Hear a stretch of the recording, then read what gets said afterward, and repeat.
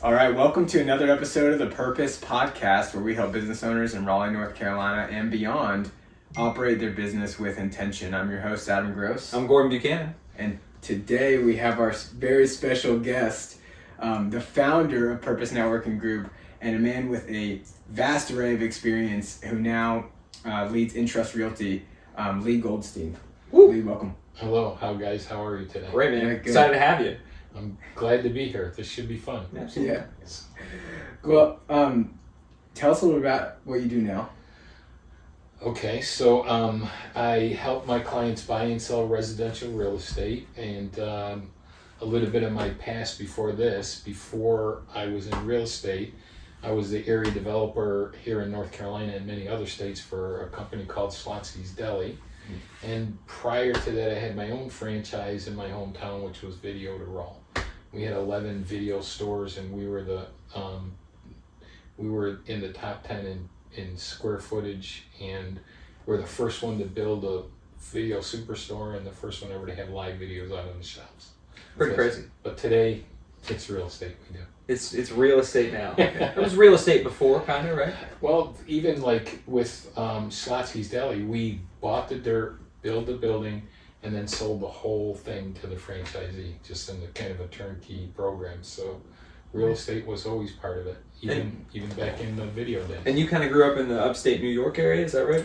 I did. Born and raised up there. Actually, I was born in California, but I was 1 year old when I moved here. Really? So, back to New York. My parents were originally from Utica, New York. They moved out to California. We had some relatives out there. My older brother was already born. I just happened to be born out there, and then they came back. So I don't really know much about California. So I spent my whole life in upstate New York, and then I moved here to Raleigh, and I think I'll spend the rest of my life here. Wow. And so you just giving context, like I know your story already, so Yeah. I'm kind of giving you the prompts, right? But you moved down here for Slotsky's, right? Yes. It was sort of like you'd done the video thing, and you'd made that a really successful business, Yeah. and built that, and then sold it or got out or whatever. And then we're like, how did you get involved with Slotsky's? Like, how does that happen? So while I was still in upstate New York, the weather up there just is horrible. You have winter and the 4th of July. So I really wanted to find some place where the weather was a little better.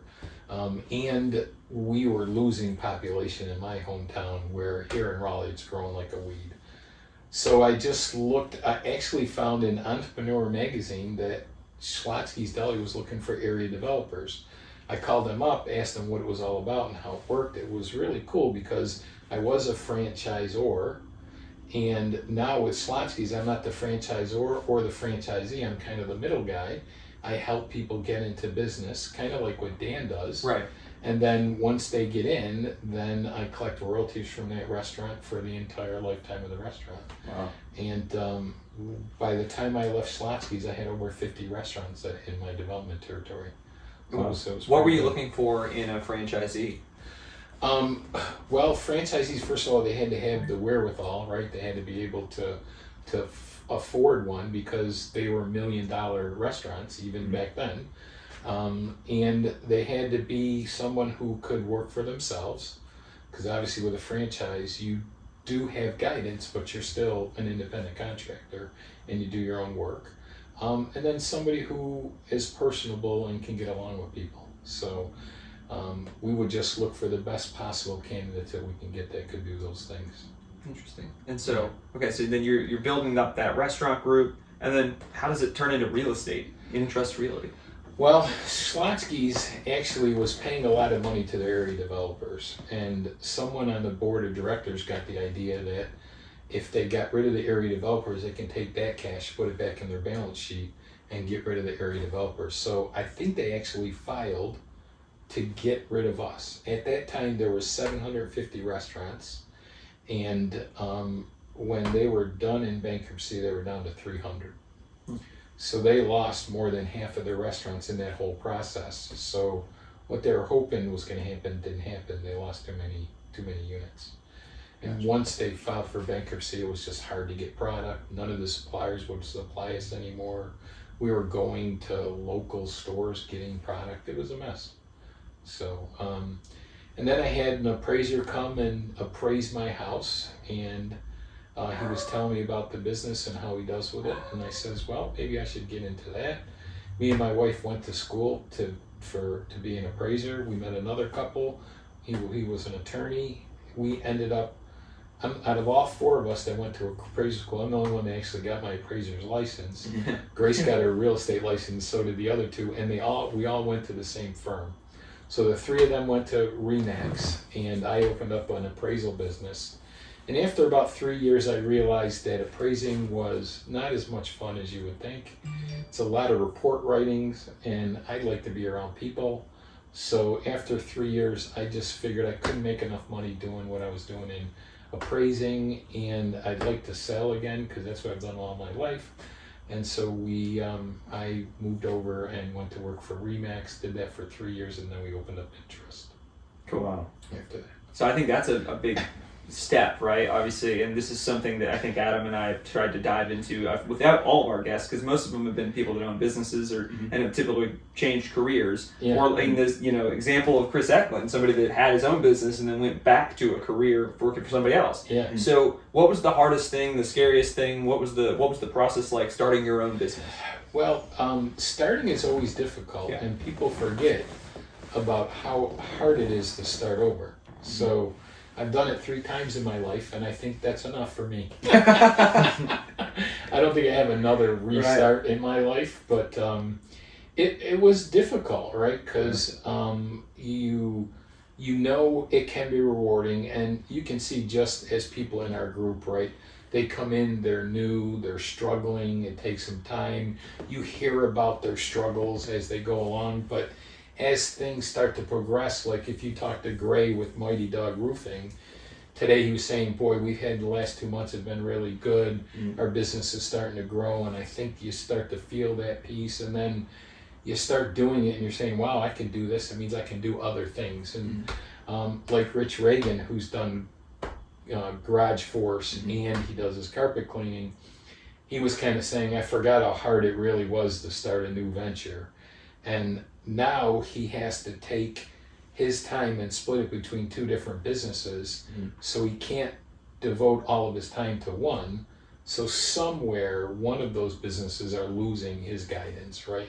Because he doesn't have 100% in either one of those businesses. But I think he's starting to do well. I think Garage Force is starting to take off for him, and his carpet cleaning business has always been good. But he said, boy, I wish you would have told me that when I first went to buy this, because I probably wouldn't have done it, he said. So. And you've been through that some, right? Kind of like having to grow a business and then figure out where your time should be spent. You were kind of telling me before. Yeah, when I started in real estate and I opened my first office, I thought maybe I would just run an office and not have agents come work for me.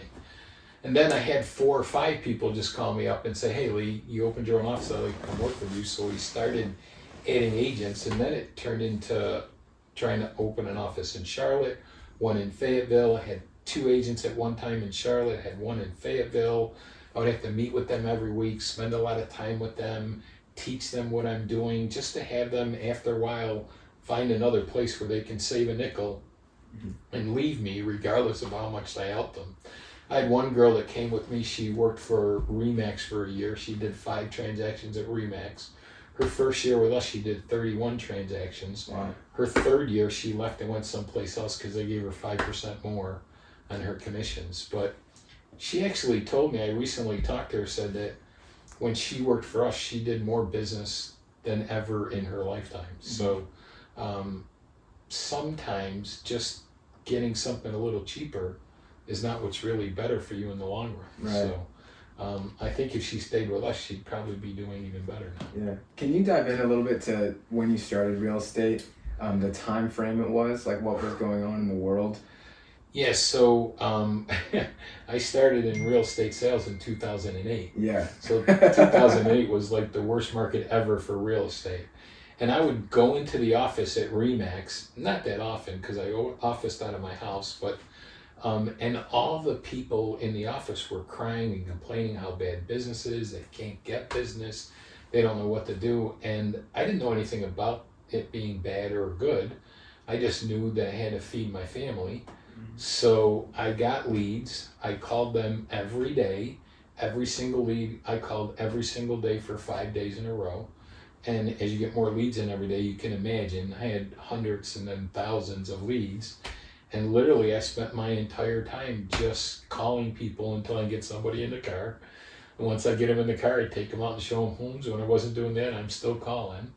And literally I spent 7 days a week, 12, 14 hours a day, just working really hard. And as you guys know, being in your own business, it takes hard work to be successful. And the first year I did 178,000 in net commissions, which was, I don't know, like the third best in the entire office. Seems like a pretty amazing first year. It's just like, yeah. Just did 200K my first year in commission. During an economic crisis. Right. But I worked like 3 times what a normal unit Sure. would work. I Right. mean, I worked 12 hours a day. You could have made 75 grand a year and just done cush gig, right? Exactly, right. But plus, I had to try to make enough money to live. Yeah. Because we were doing pretty good with slot skis. And, the royalty check was, about $40,000 a month, and that just disappeared one day. Right. So we needed to create income. And I also realized once I was in the appraisal business that there just wasn't enough there, no matter how hard I worked. So I moved over to the real estate business, which has just been great for me so far. That's so cool.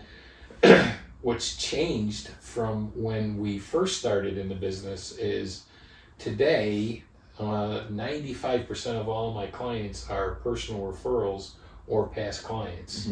And you worry sometimes that without those bunch of leads coming in that you're calling, that every 100 people you call, you're going to get 1 to 3 deals.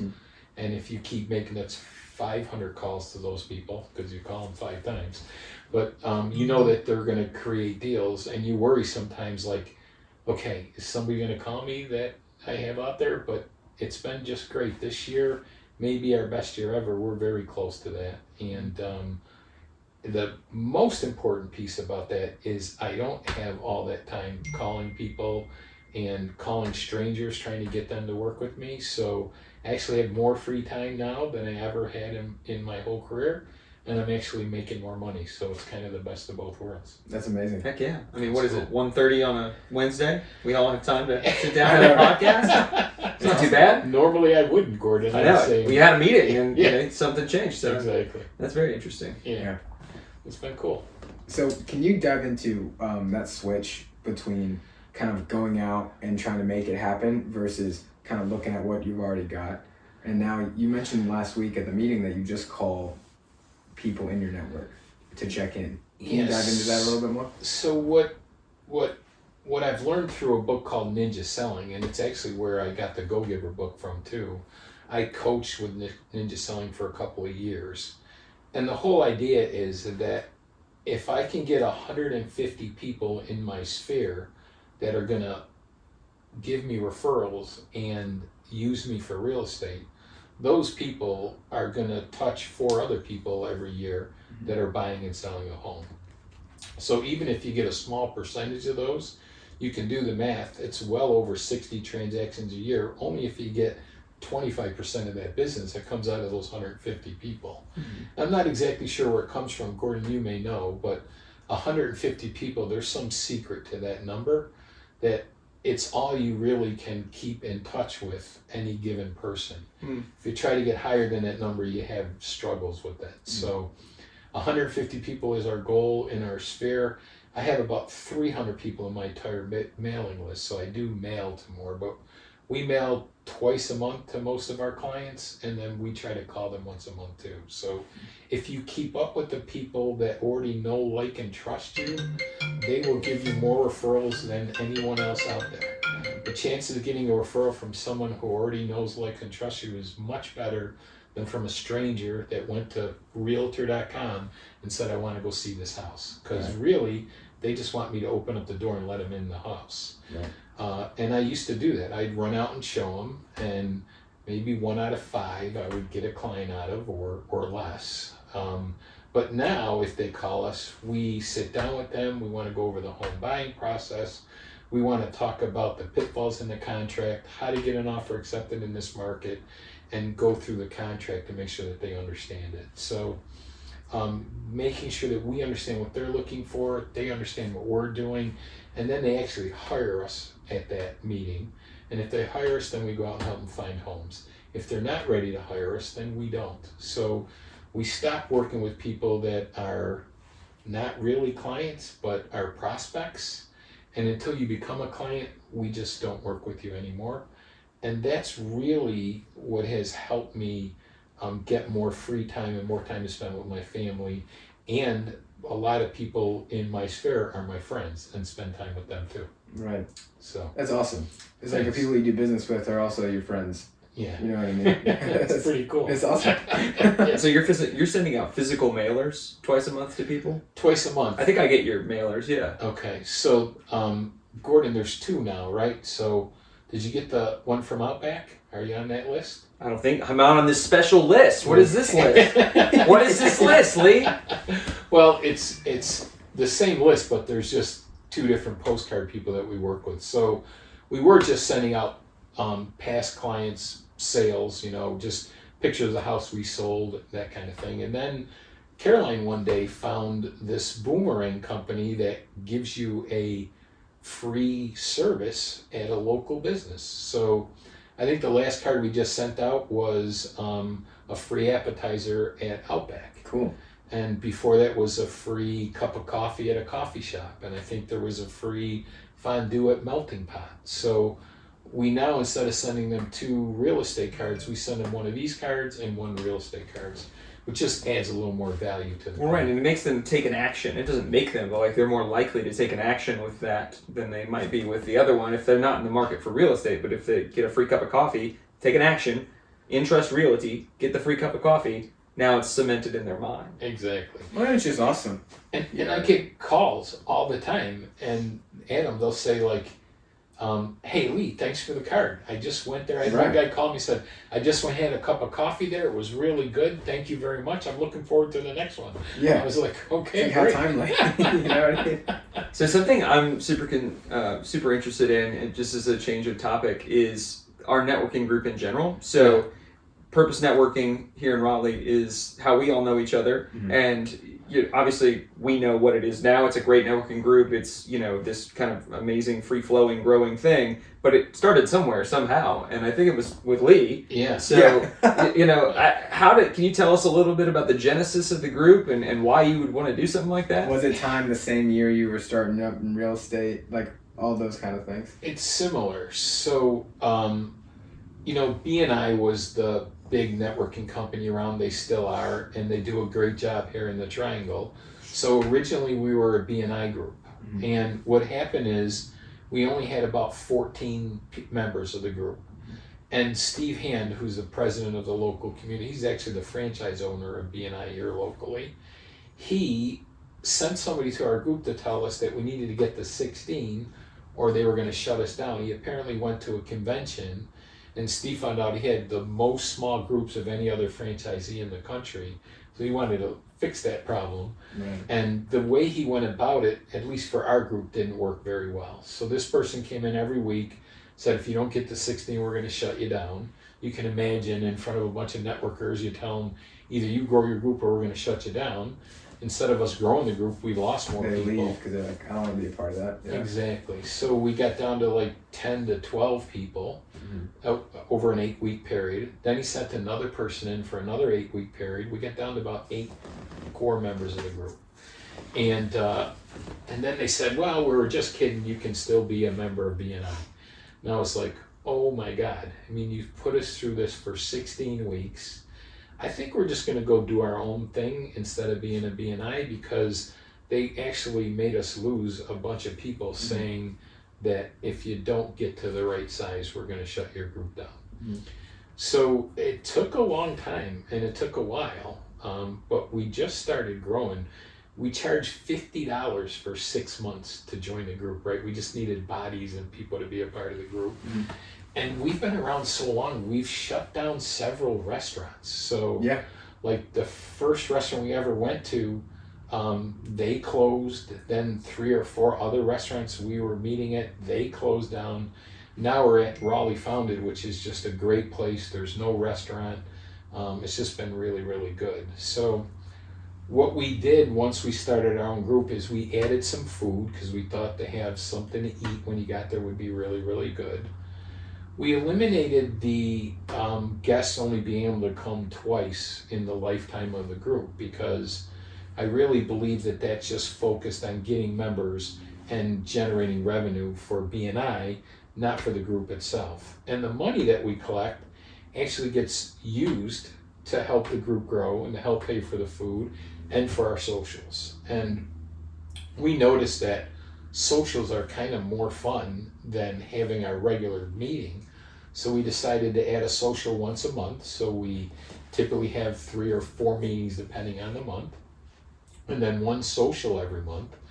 And that social is just fun. And I'm surprised that we only have 30 or 40 people at the socials. You would think with free food and buy your own drinks, we'd have a lot more. So Right. our goal actually with the social is to try to get it to 100 people or even more. So the more people we can get to the social, I think that's fun. And people that come to social end up coming to our regular group because they want to find out what it's So about. the first Wednesday of every month It's the first at Wednesday Yard House, at right? the Yard House. At That's 4 correct. o'clock. Actually, it's 4:30, 5 o'clock, to 7. 5 to 7. Yeah. So we do. Well, that's what it's been. I've been there at 4. Had to Yeah. leave, and nobody was there. There are so many people that come at 4 o'clock, and then, and sometimes I think people don't really know what the time is, but the actual time is 5 to 7. We do that because some people are going to come right after work, so we figure we'd be there and ready for them. And then some people are going to go home, eat something, or change, and then come. So 7 o'clock usually is a good hour. It's a couple hours. It's like a happy hour kind of thing. You get to eat something. We make sure there's enough food and have a couple drinks. And I think you really get to know people in those groups because you talk more at those meetings than you do at our regular meetings. Right.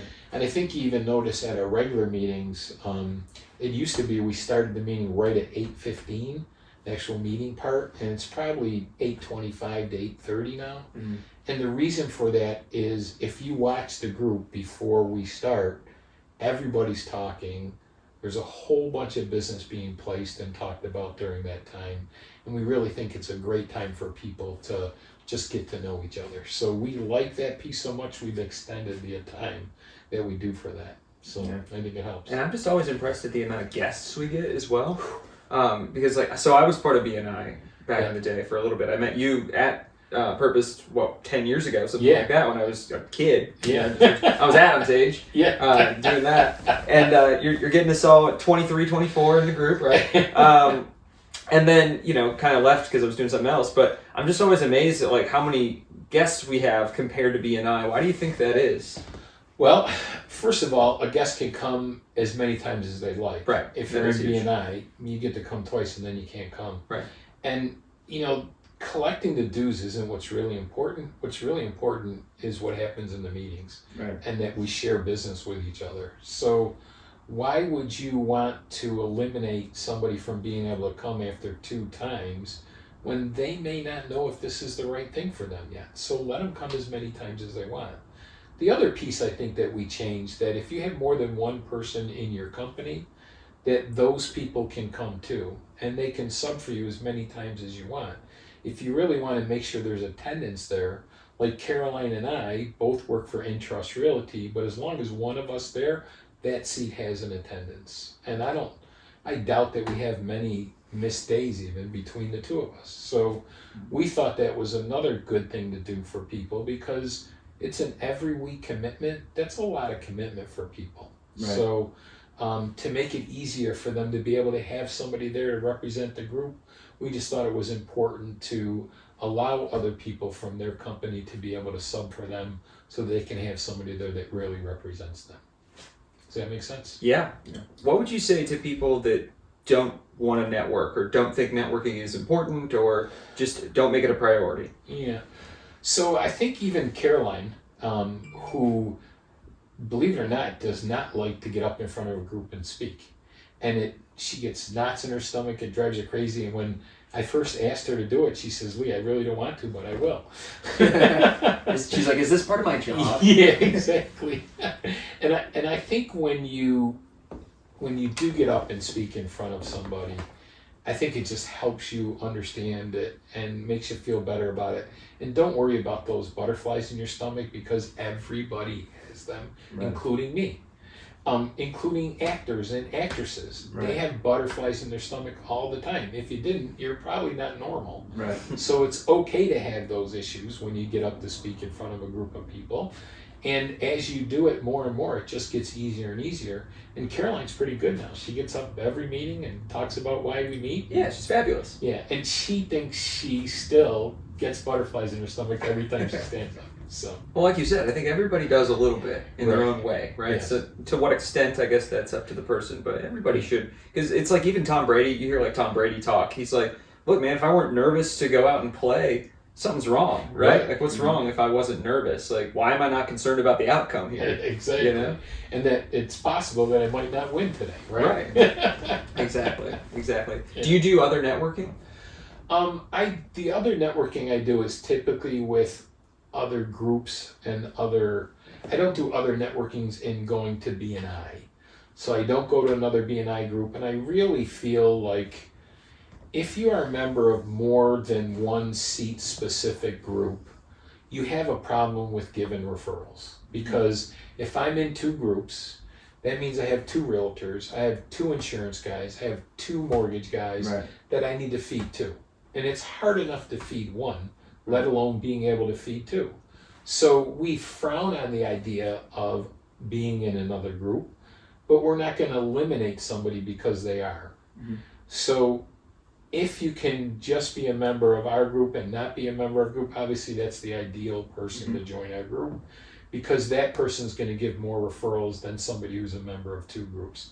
It's just, how do you pick who gets them, right? Yeah. So, Well, I'd like to stop and dive in on that a little bit more, because a lot of people think when you start, and I thought this too during my last venture, is like you have to cast the net as wide as you can Yeah. and go to as many things as possible and talk to as many numbers as possible.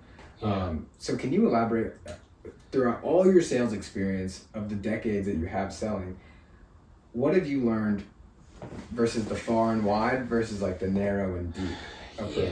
Does that make sense? Yeah, it makes perfect sense, Adam, and it's a great question, because people really should try to focus in on a smaller group.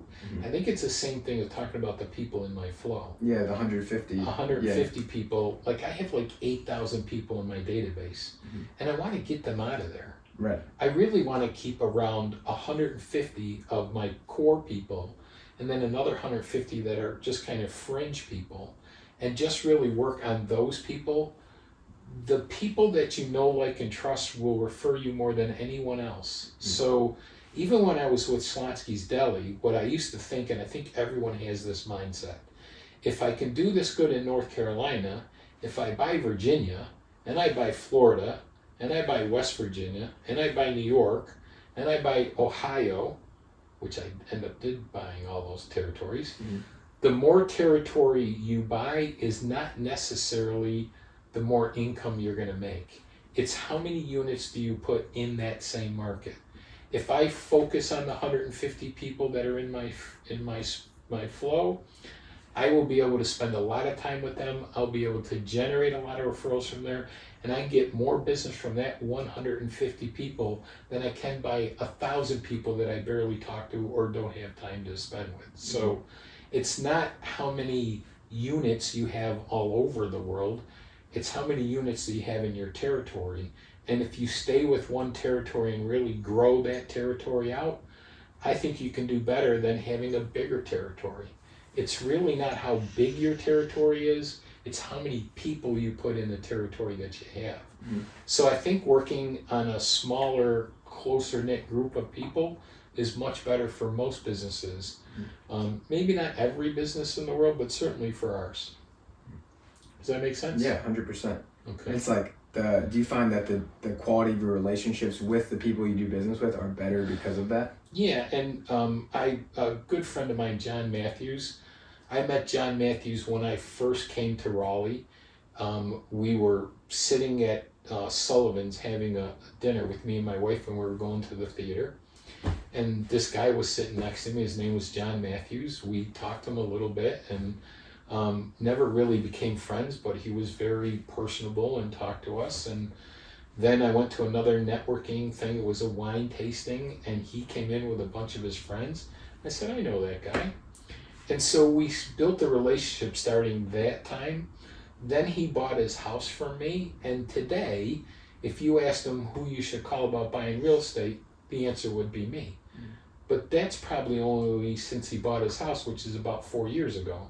If you go prior to that time, even though he was in my circle, he wasn't one of those people that was a card-carrying member saying, hey, you should use InTrust Realty.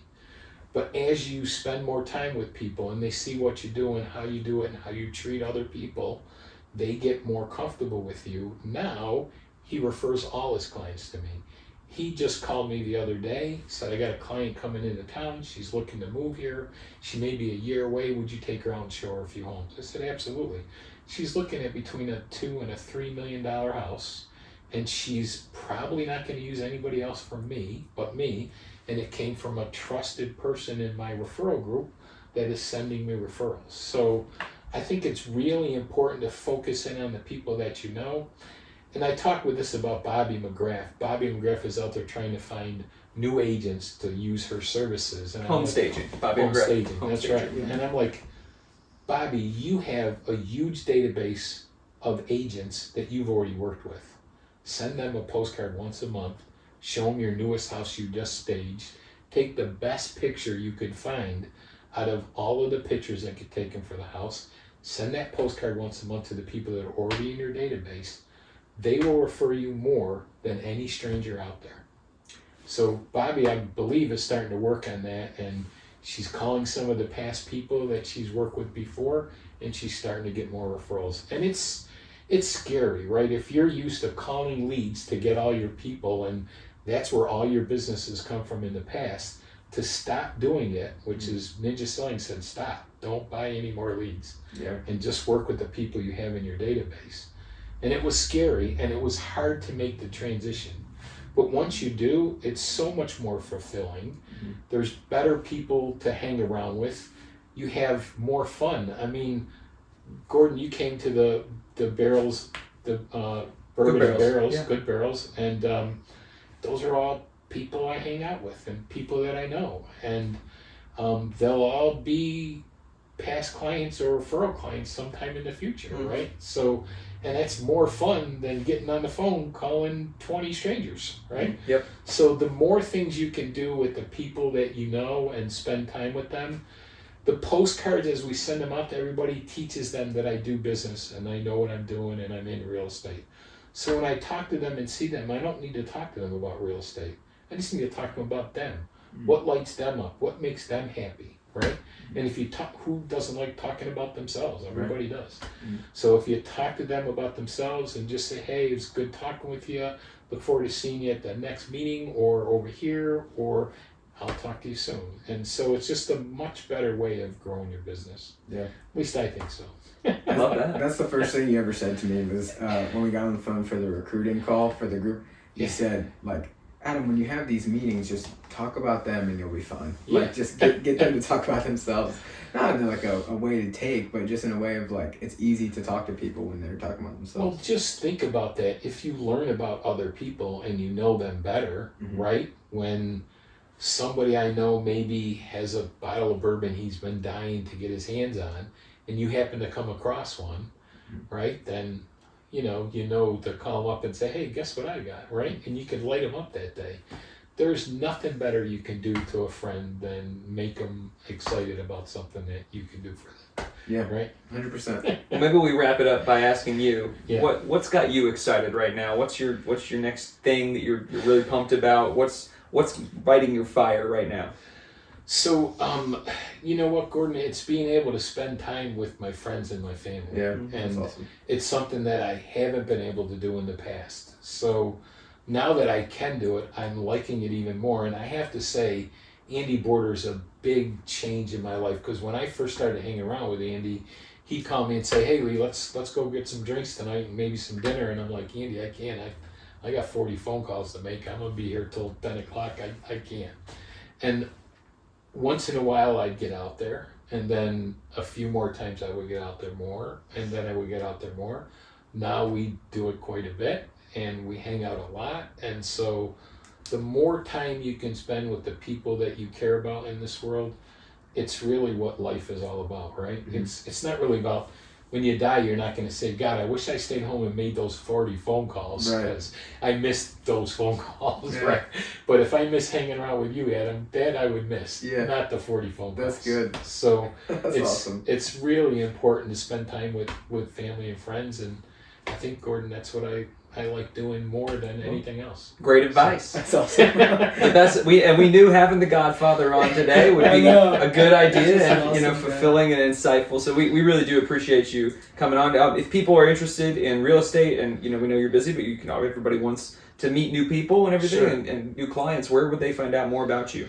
So you can go to InTrustRealty.com is a real great place to find us. Obviously, you can look for homes on there. You can get a mortgage. Anything you want to do about real estate, you can go there. You can always call me. I do like to talk to people on the phone. Mm-hmm. John Matthews, who I talked about earlier, he will text me, and then we'll be in a group text, and then he'll get a phone call from me. He goes, "Okay, the guy that likes to talk instead of text, that's me." That's fun. So I'd rather talk than text. And if it's a one text answer, "Are you going to be there in 15 minutes? That's one thing, right? But if it takes several texts to be able to get the answer to what that person's looking for, it's much quicker to just call them, Correct, talk to them about it, and get it done. So I like to talk to people.